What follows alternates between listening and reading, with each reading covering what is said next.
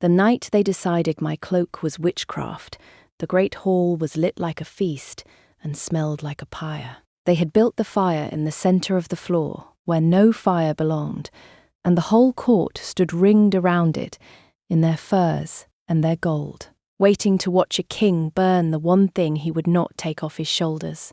I was held at the edge of it by 2 warriors who would not meet my eyes.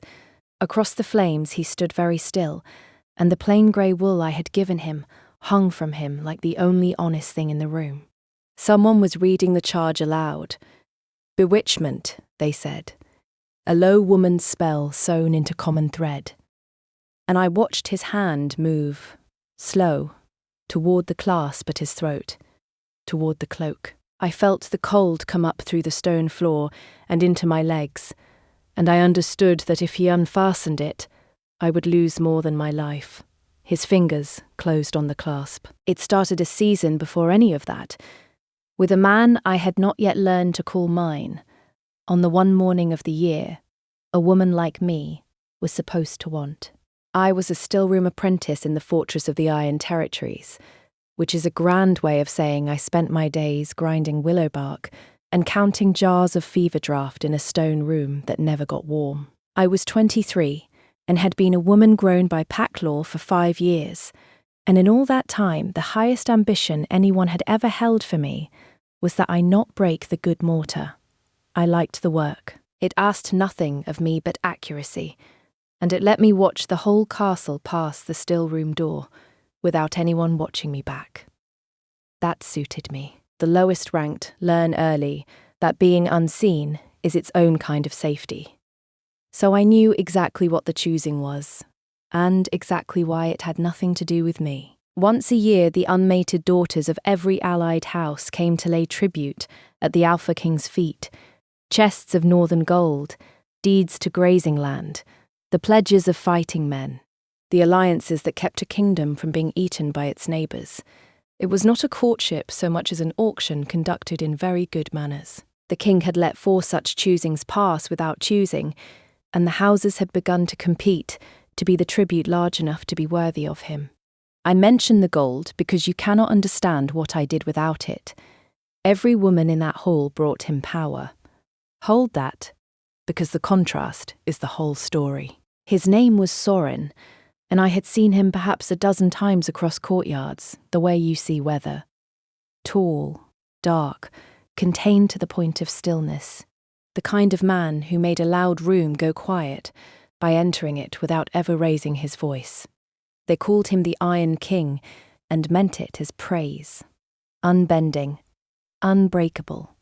A man who had buried something soft a long time ago and built a fortress over the grave. I had no opinions about him. Kings were a kind of season I did not expect to feel.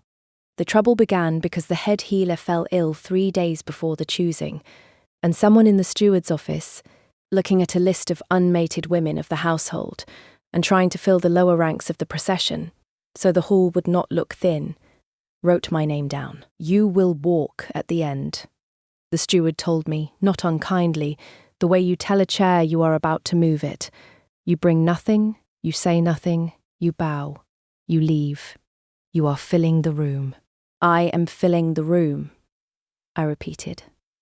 It is an honour, he said, which is what people say when they know it is not. I want to tell you I planned what happened next.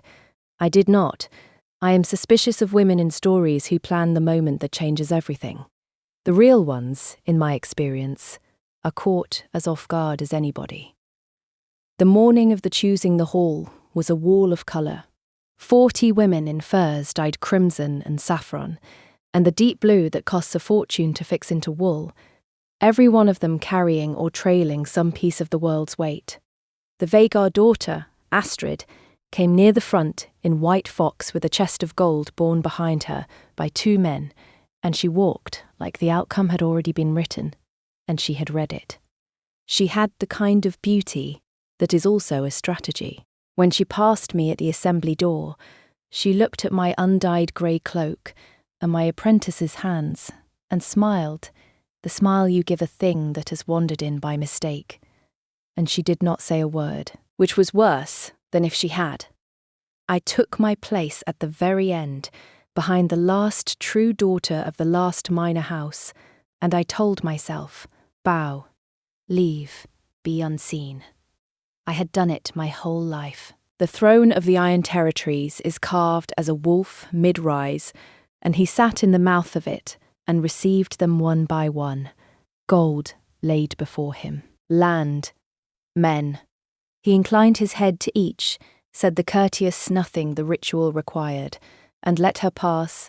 I watched his face do the same closed thing 40 times. It was not boredom. It was a man enduring. And the whole time, the wolf in him was awake in a way the man would not let show. I learned to read that later, but even then I felt the held tension of him, like a hound at a door. When the last daughter had passed, the steward had not accounted for me. There was a silence where the ritual was supposed to simply end. 40 women stood arranged before their king.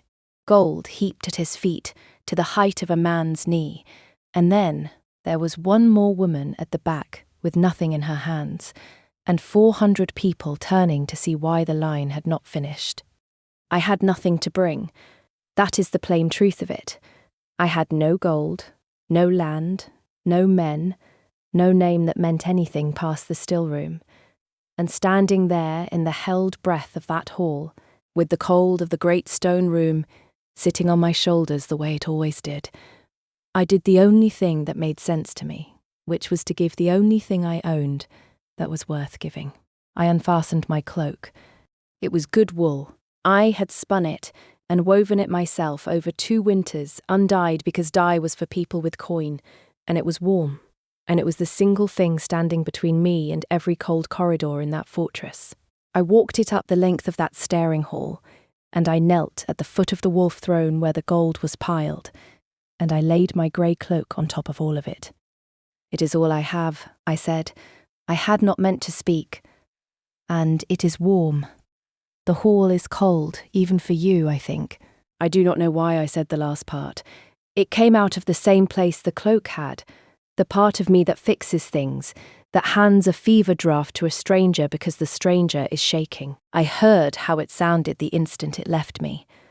One does not tell the Iron King that he is cold. He looked at the cloak, then he looked at me, and something happened in his face that I did not have a name for, and that I would spend a great deal of the next season trying to name. And then his wolf made the decision his mouth had not. He came down off the throne.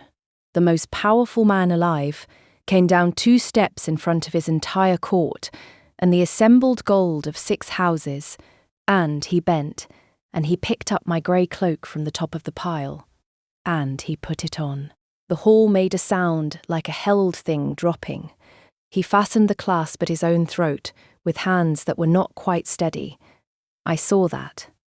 I was close enough to see that, and I have never told anyone, and the undyed wool settled over his black furs, and his iron, and his 1,000 pounds of gold, and he stood there wearing the poorest thing in the room, as if it were the only thing in the room.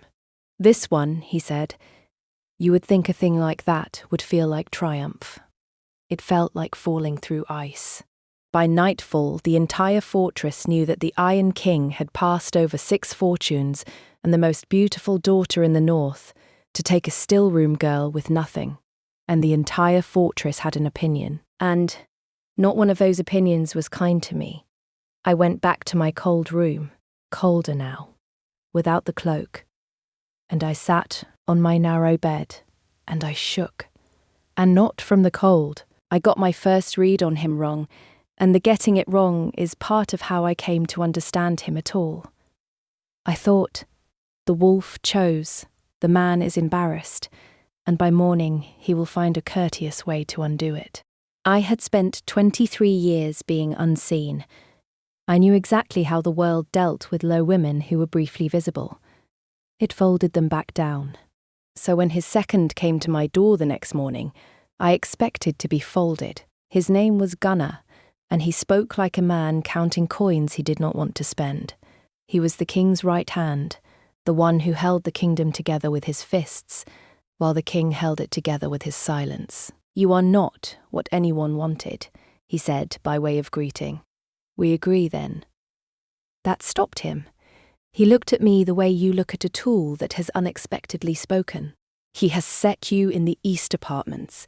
The court will test you, and the Vagar girl will try to break you. And if you have any sense, you will be gone within the month. And if I do not go, Gunnar was quiet a moment. Then you had better stop looking like a frightened apprentice, because he has not stopped wearing the cloak, and that means I cannot make you disappear, and that means your life is about to get very dangerous. He wore it to council this morning. The advisors nearly came out of their skins. He had not stopped wearing the cloak. A wolf's whim, I could explain. A man wearing a stillroom girl's wool to a war council the morning after was something else. And not knowing what was the hook that caught me, that is the truth of how it started. Not with wanting him, with needing to understand him. If you have ever stayed up too late because a question would not let you sleep, then you already know what kept me in that fortress, when sense said to run. I am going to tell you what I found out about the king and the cloak, about the night that came before either of us was anyone, and about the woman in white fox who tried to put me in the ground for it. Stay with me. I did not yet know I was already inside the most dangerous and most tender season of my life, but the wolf knew, and the wolf is always ahead of the man. I learned the fortress the way I had learned everything, by watching. He did not court me the way Astrid had been courting the idea of him, with displays, with gifts, with the loud apparatus of wanting. He courted me, if that is even the word, the way a man approaches a wild thing he has been told not to frighten, badly, sideways, with a fluency in everything but this. The library was the first place I understood that the legend and the man were two different animals. I had gone there to escape the women assigned to dress me, who treated me like a doll that had insulted them. He was already there, and he did not leave, which I came to learn was as close as he came to an invitation. He set a book down on the table between us, a healer's herbal old, the spine soft, and he did not say it was for me. And he did not say it was not. The east apartments are cold, he said to the fire, not to me. They are warmer than the still room. They should not be cold at all. He turned a page he was not reading. I have given orders. You gave orders about my rooms. His jaw moved once before he found the words, and I would come to know that small motion as the tell of a man saying less than he meant. I give orders about a great many rooms. It was a lie, and a poor one, and we both let it sit there. He had given orders about my rooms. I did not know what to do with that. So I picked up the herbal, and I read a page of it while he read a page of nothing, and the fire did the talking for both of us. When I left, he was still wearing the grey cloak, indoors, by a hearth, where no one needs a cloak at all. That was the shape of it for 2 weeks. He would be wherever I went, as if by accident, and the accidents were too frequent to be accidents, and the gap between his legend and the man bending awkwardly toward me grew funnier and more dangerous at once. The Iron King, who had cowed 3 rival packs into peace, could not figure out how to ask me whether I had eaten. And the wolf had no such trouble. I would find things. A jar of the good honey, the kind that never reached the still room, left on my windowsill with no note. A book I had mentioned once, only once, appearing on my table. And once, in the worst and best of them, I came into the great hall to find that the chair beside the king's, the Luna's chair, empty for as long as anyone could remember, had been moved, not removed, moved 6 inches closer to his, and turned very slightly toward it, the way you turn a chair toward someone you are listening to. He saw me see it.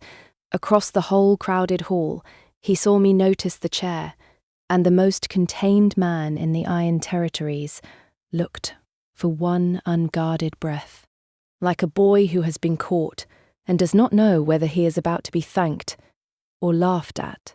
I did not laugh. I wanted to, and I did not, because I had begun to understand that the laughter would have killed something, and I was not willing to kill it yet. It was his wolf doing these things. That much the whole court agreed on, and said with scandalized delight. The beast of the Iron King had decided, and was throwing his king at the kitchen girl with no regard for the king's dignity. The court found it entertaining. I found it confusing, because the things the wolf was doing were not wolf things. A wolf does not know that I take honey in my tea. A wolf does not know which book I touched. But I did not let myself follow that thought yet. I was still telling myself the comfortable story. Wolf decides, man endures, season passes, and the comfortable story let me sleep. Astrid Vega made sure I did not sleep comfortably for long. She found me in the lower corridor outside the stillroom, where I still went most mornings because the work was the only thing that felt like mine. She had 2 of her women with her, and the white fox at her throat, and the particular calm of someone who has decided how a thing will end. "You will want to be careful with the stairs in this part of the fortress," she said.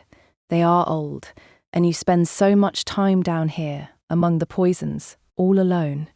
She let her gaze go to the still room door, to the rows of jars, to the locked cabinet where we kept the things that healed in small doses and killed in large ones. It would be a tragedy if a girl who handles such dangerous drafts were to make an error, or to be found to have made one. People would believe it of a low woman. People believe what flatters them. It was not a threat a frightened apprentice could answer. So I did not answer as one. "You have brought him gold," I said. 6 chests, I am told, and land and the swords of your father's house. You brought him everything a king could want. I picked up the mortar I had been cleaning and set it down again, gently, so she would know my hand was steady. "And he is wearing my cloak. Has it not occurred to you to wonder what that means about what he actually wants? Because it has occurred to me. I think about very little else."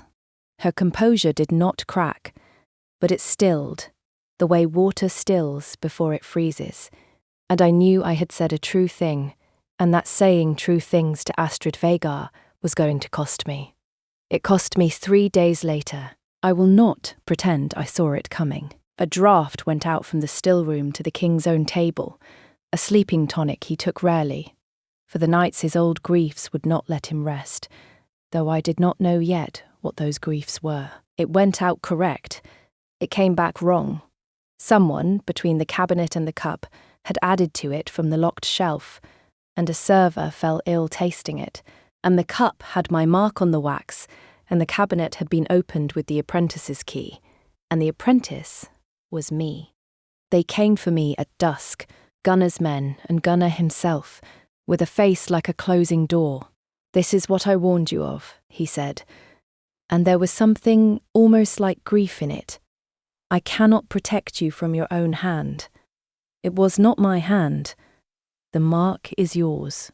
The mark is mine, and the key is mine, and the cabinet is mine. And every one of those things is known to a girl who told me 3 days ago to be careful on the stairs." I heard my own voice come out level and cold, a voice I did not know I had until that corridor. "I did not poison the man who is keeping me alive, Gunner. Ask yourself why I would. Then ask yourself who gains a dead apprentice and a king free to marry properly." He looked at me a long moment. And then, this is the thing that turned him, and I have always loved him, a little for it. He did not take the easy answer. He was a man who held a kingdom together with his fists, and he stopped in a dark corridor and he thought. "Lock the still room," he said to his men. "Touch nothing. I want the wax, the key, and the names of everyone who walked that corridor between the cabinet and the cup." He turned back to me. "If you are lying to me, I will know by morning." "If I am lying to you," I said, "you will not need until morning.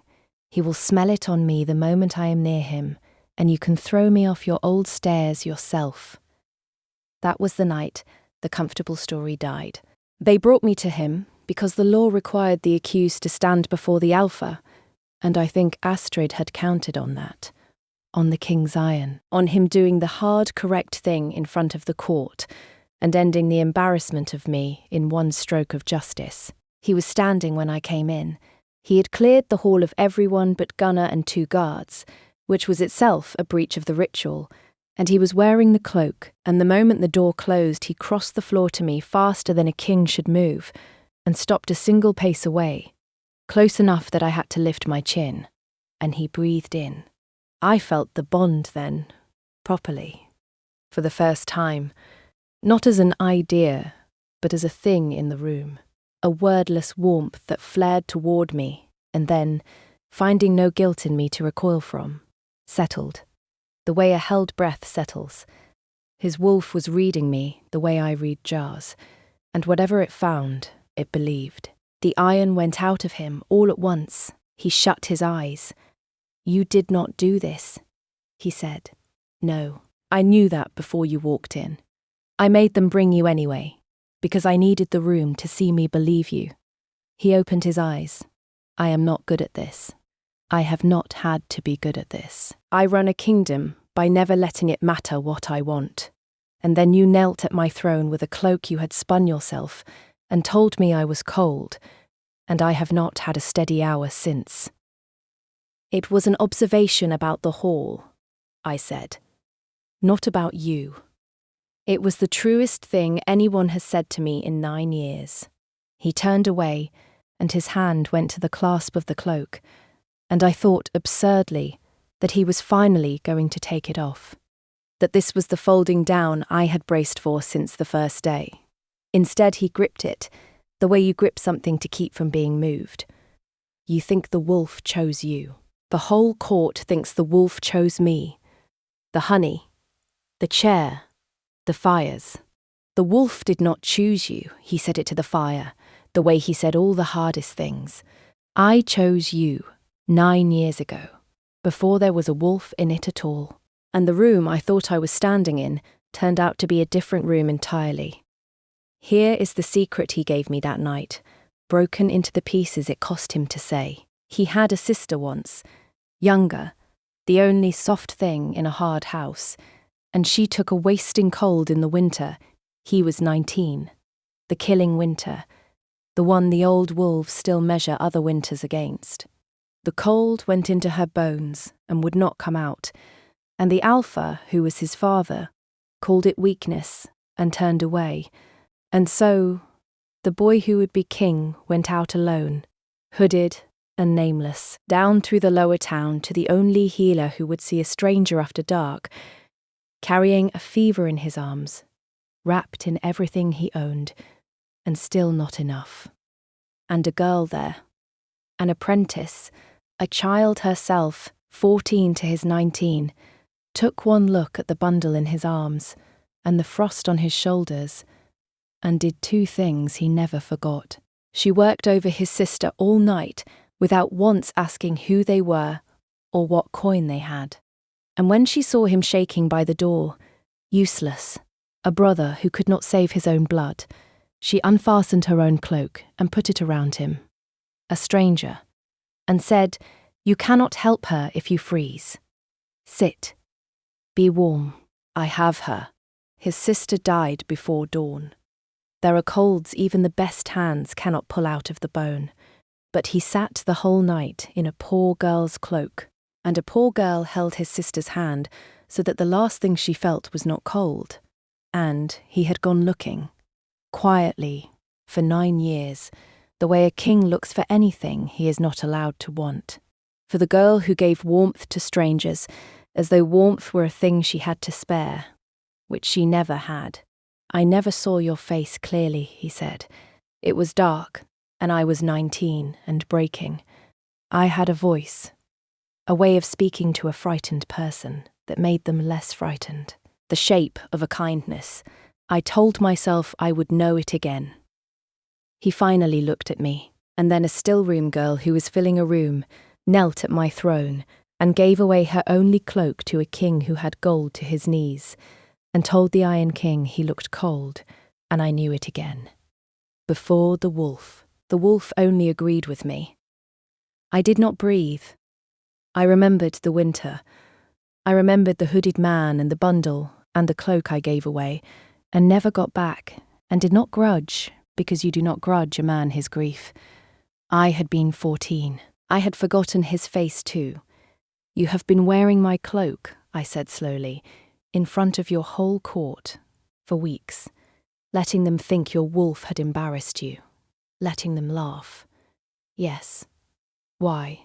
Because if they think it is the wolf, they think it is a sickness that will pass, and they leave you alone to be cured. His mouth did something that was almost a smile, and mostly an ache. And, because the wolf is easier to forgive than the king, a wolf has no choice. A king does. I am telling you now, because Astrid Vigar tried to put poison in my cup and hang it on your neck, and I will not let you stand in this court one more hour, believing you are a whim. You are the warmest hour of the worst night of my life. Walked back into my hall 9 years later carrying a cloak. I have been cold since I was 19. You are the only fire that has ever caught. I crossed the pace between us. I did not let myself think about it, because thinking would have made me careful, and I was done being careful. Then stop letting them laugh, I said. If you chose me, choose me out loud. I will not be a thing your wolf did by accident that the king is too proud to own. Wear the cloak because you mean it, or give it back. His eyes held mine, and he did not look away. And the man who had taught his whole face to give nothing away gave me everything in it. I have never given it back, he said. I never will. But you are right that the court has been allowed to believe a lie, and that ends. There is a council in 3 days. The houses will be there. The Vagars will be there. He took a breath like a man stepping off a height. Come and watch me stop being careful. I would like to tell you that we had 3 quiet days. We did not. We never had 2 calm days in a row in that whole season. The moment one warmth landed, the cold came for it. Astrid had not waited to see whether her poison stuck.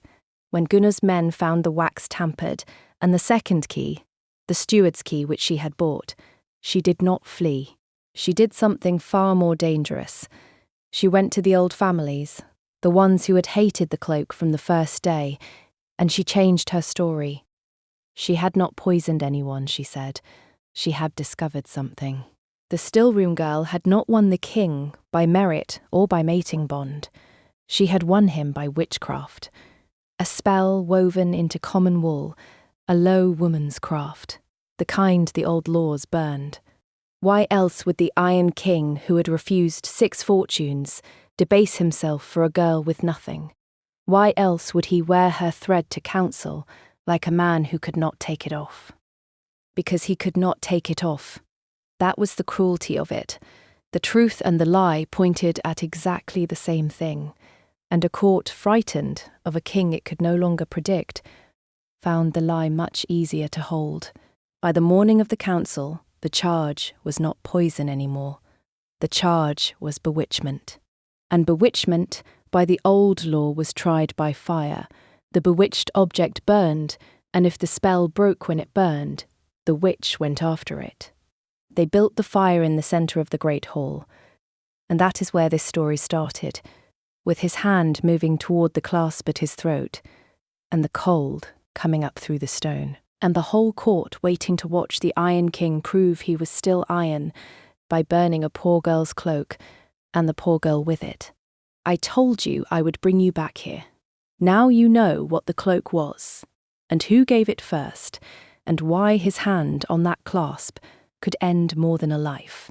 His fingers closed on it, and he unfastened it. The hall exhaled, relief from the old families, a flare of white triumph from Astrid, and from me, a drop through ice, so total I forgot the cold in my legs. He had chosen the kingdom. Of course, he had chosen the kingdom. A king does the hard, correct thing in front of the court. Gunnar had told me that, the first morning. I had let the warmest hour of my life talk me into believing a man could be anything other than what his crown required. He drew the grey cloak from his shoulders. He held it a moment in both hands, that poor, undyed wool against all that black and iron, and he looked at it the way you look at the last warm thing in a freezing house. Then he turned, and he crossed the floor, and he did not throw it on the fire. He put it around me. He fastened the clasp at my throat with hands that were not steady, the way they had not been steady the first day, where the whole court could see exactly how unsteady the Iron King's hands could be. And he settled my own cloak back onto my own shoulders, and the warmth of it came down on me, like the night a stranger told me to sit and be warm, because I could not help anyone frozen. "You want to burn the thing that bewitched me," he said. He did not raise his voice. He never raised his voice. That was the whole terror of him. Then build the fire higher, because it was never the cloak. He turned to the hall, to the old families, to Astrid in her white fox, gone the colour of it. 9 years ago, this woman gave that cloak to a hooded stranger freezing at a poor healer's door, and sat his dying sisters last night, so the child would not be cold, and never learned the stranger was the heir to the Iron Territories, and never came to collect a debt, because it did not occur to her that warmth was a thing you charged for. His voice did not shake, but the hall had gone so silent, I could hear the fire. Every one of you brought me gold this season. She brought me the only warm thing she owned, and told me I looked cold. That is not a spell. That is the only person in 9 years who looked at the Iron King and saw a man who needed a fire. I have been wearing her cloak, because I would rather the kingdom think me bewitched than know the truth, which is worse for a king, and better for a man, that I chose her with my whole mind, freely, and would do it again in front of every house in the north. He looked at Astrid then, and the warmth went out of him, and the iron came back, and I understood for the first time why 3 packs had chosen peace. You put poison in my cup, and a noose of common thread around her neck. The wax is tampered. The steward's key is bought. The server has named you. You did not lose me to witchcraft, Astrid Vhagar. You lost me to a 14-year-old who gave away her cloak in the dark, and never told a soul. You could not have understood it. You have never given anything you were not certain of being paid back. It should have ended there. The truth was out, the schemer was named, the cloak was on my shoulders where it belonged. But I told you the magic of that world resists, and the old griefs do not go quietly, and Astrid Vhagar was not a woman who lost cleanly. She moved while the court was still turning to look at her. There was a blade in her sleeve.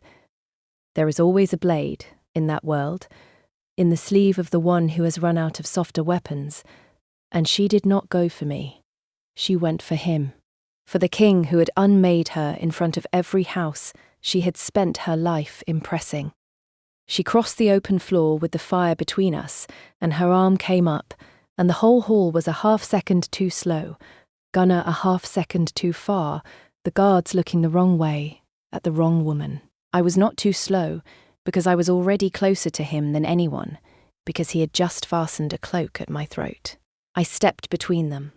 I did not think it through.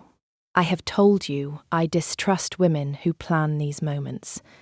I put myself in the line of her arm, and I got a hand up, and the blade went across my palm instead of into his side. I felt it open me, a clean, cold line, and then heat.